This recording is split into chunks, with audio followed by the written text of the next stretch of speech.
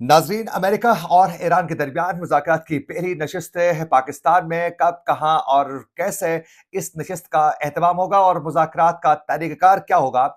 इस हवाले से कुछ बड़ी डेवलपमेंट्स मौसूल हो चुकी थी। इसी दौरान ही सुप्रीम लीडर मुश्तबा खामनाई की एक बहुत बड़ी स्टेटमेंट मौसूल हो चुकी है। अब उसके बाद एक खलबली मच चुकी है। इसकी भी तफसीलात आपके सामने रखेंगे। आज तारीख है 10 अप्रैल 2026 और मैं हूं आपका मेजबान आकिल हुसैन बाकरी।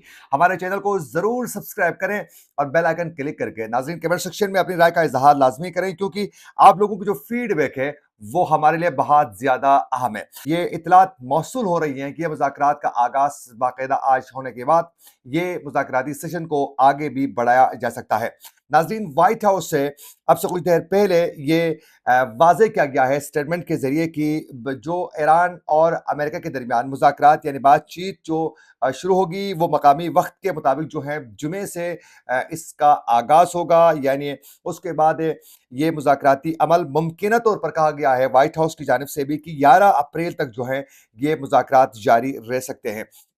और इसी दौरान ही इस वक़्त इस्लामाबाद में 9 और 10 अप्रैल को आम तातील का भी ऐलान किया जा चुका है। और इस वक़्त शहर इक़्तिदार में बिलख़ुसूस इस वक़्त जो है जो इस वक़्त जो बिलख़ुसूस डी चौक का जो एरिया है और फिर रेड ज़ोन का जितना भी एरिया है उसको मुकम्मल तौर पर सील करके सिक्योरिटी हाई अलर्ट की गई है। और फिर इसी तरह रावलपिंडी में भी जो है सिक्योरिटी हाई अलर्ट करते हुए इस्लामाबाद में दाखिल होने वाली हर गाड़ी को चेक इस वक़्त किया जा रहा है। नाज़रीन, इसी दौरान ही इस वक़्त अरब पे मीडिया के मुताबिक ईरान के सुप्रीम नेशनल सिक्योरिटी काउंसिल ने भी ये वाज़ेह कर दिया है कि ये मुज़ाकरात 15 दिन तक जारी रह सकते हैं, जिससे ये अंदिया मिलता है नाज़रीन कि ये जो वफ़ूद हैं इनमें से कुछ जो इसके जो अरकान हैं वो तवील अरसे तक जो हैं वो यहाँ यानी शेर इक़्तिदार में क़याम कर सकते हैं।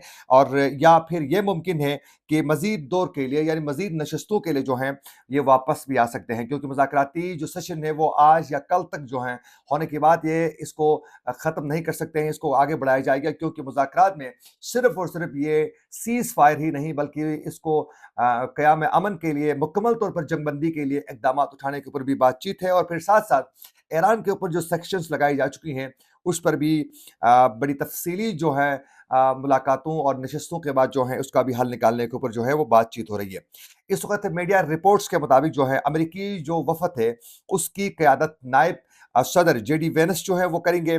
और उनके साथ जो हैं स्टीवर्ट कॉफ हैं जो मशरिक़ वस्ता के नुमाइंदे ख़ुसूसी हैं। और फिर जेरेड कुशनर हैं जो डोनाल्ड ट्रंप के दामाद हैं और ये इज़राइल के बहुत करीबी भी इनको समझे जाते हैं। दूसरी जानिब इस वक़्त ईरान के वफ़द में नाज़रीन जो ईरान के पार्लियामेंट के जो स्पीकर हैं बाकिर कलेबाफ वो और वज़ीर ख़ारिजा अब्बास अराग़ची इसमें शामिल हैं। और अब्बास ये इत्तलात भी मौसूल हो रही हैं कि मुमकिना तौर पर अभी फ़िलहाल कन्फ़र्म नहीं है, लेकिन इसमें पासदारान इनकलाब के नुमाइंदे को भी इसमें जो है शामिल होने के हवाले से भी इत्तलात मौसूल हो रही है, लेकिन कन्फ़र्म नहीं है। मुमकिन है कि वो सिर्फ़ और सिर्फ़ कलेबाफ और अराग़ची ही इसको लीड कर सकते हैं। अब इसी दौरान ही नाज़रीन मीडिया रिपोर्ट्स में ये भी इत्तलात मौसूल हो रही कि वज़ीर-ए-आज़म पाकिस्तान शहबाज शरीफ इब्तिदाई तौर पर दोनों वफ़ूद से अलग-अलग मुलाकातें करेंगे। जबकि नायब वज़ीर-ए-आज़म वज़ीर ख़ारिजा इसहाक़ डार जो है बाज़ाबिता मुज़ाकरात की वो निगरानी करेंगे। और रिपोर्ट्स में ये भी इत्तलात मौसूल हो रही हैं कि अमेरिकी और ईरानी जो वफ़ूद हैं उनके दरमियान मुज़ाकरात का तरीक़ाकार ये होगा कि वो अलग-अलग कमरे में बैठेंगे और उनके दरमियान जो है पाकिस्तानी जो हुक्काम होंगे वो पैगामात का तबादला करेंगे।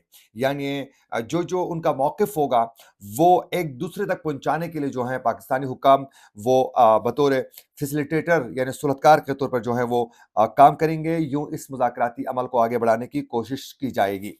और अब पे इसमें ये भी इत्तलात मौसूल हो रही हैं कि डोनाल्ड ट्रंप की जानिब से भी ये मुज़ाकराती सेशन का आगाज़ होने से पहले ही अपना हार्मूज़ को बंद करने पर जो है उन्होंने भी इसको जो है बयानात दे चुके हैं। और फिर साथ-साथ एक इश्यू लबनान का भी आ चुका था कि मुज़ाकराती सेशन में लबनान शामिल न होने के हवाले से इज़राइल की जानिब से ये कहा गया था। और उसके बाद नेतन्याहू ने स्टेटमेंट दी थी कि हम बराह रास्त खुद लबनान से बात करेंगे। लेकिन लबनान के हुक्काम की जानिब से फ़ौरी तौर पर जो है लबनान की क़यादत ने पाकिस्तान के वज़ीर-ए-आज़म से बात की और कहा कि इसको भी मुज़ाकरात का हिस्सा बनाया जाए और उस वक़्त यूरोपीन जो क़यादत थे, उनकी जानिब से भी कहा गया है कि लबनान के इश्यू को भी इसको मुकम्मल तौर पर ख़त्म करने के लिए इक़दामात उठाए जाएँ और अब पाकिस्तान ये इत्तलात मौसूल हो रही हैं कि जो मुज़ाकरात हैं जो फ़ॉर्मूला जो तय किया जा रहा है, उसमें लबनान को भी शामिल किया जा चुका है। बिलख़ुसूस इस वक़्त अक़वाम मुत्तहिदा के सलामती कौंसल में पाकिस्तान के जो नुमाइंदे हैं, उन्होंने ये तस्दीक की है कि अमेरिका, ईरान जंगबंदी का इत्तेफ़ाक में लबनान में दुश्मनी के ख़ात्मे का भी इस वक़्त जो है नुक्ता शामिल किया जा चुका है, वो शामिल है पहले से और उस पर भी हर सूरत बात होगी। और इस वक़्त जो है एक जानिब पे अमेरिकी सदर डोनाल्ड ट्रंप की जानिब से अपना हार्मूज़ से इस वक़्त जो है कंट्रोल तरीक़ार के तहत जो हैं, वहाँ से तेल बरदार जो जहाज़ों को गुज़रने की जो परमिशन ईरान ने दी है कि रोज़ाना कम से कम ज़्यादा से ज़्यादा 15 जहाज़ जो हैं वो गुज़र सकते हैं, वो भी पासदार इनकलाब की परमिशन से अगर खिलाफ़ वर्ज़ी की तो फिर उसको तबाह किया जाएगा। ये बाकायदा पासदार इनकलाब ने वार्निंग भी जारी की हुई है। अब उस वजह से डोनाल्ड ट्रंप की जानिब से स्टेटमेंट आ चुकी है, वो आग बगोला थे, धमकियाँ दे रहे थे कि अपना हार्मूज़ को मुकम्मल तौर पर खोला जाए, अगर ऐसा नहीं किया गया तो फिर हम कुछ भी कर सकते हैं। ये धमकियाँ उनकी मौसूल हो रही थी। एक एक बात तो ये तो वाज़ेह है कि वही डोनाल्ड ट्रंप जो कल तक कह रहे थे कि हम रेज़ीम चेंज करना चाहते हैं, कल तक वो कह रहे थे कि हमारी मर्ज़ी से यूरेनियम की अफ़सुर्दगी से लेकर जौहरी प्रोग्राम का ख़ात्मा हम चाहते हैं। वहीं आज ये डिमांड कर रहे हैं कि अपना हार्मूज़ को खोला जाए मुकम्मल तौर पर। हालाँकि मुज़ाकराती उस नशस्त से पहले भी अपने हार्मूज़ को मुकम्मल तौर पर खुला ही आप देख सकते थे। लेकिन अब हालात इस नहज तक पहुँच चुके हैं।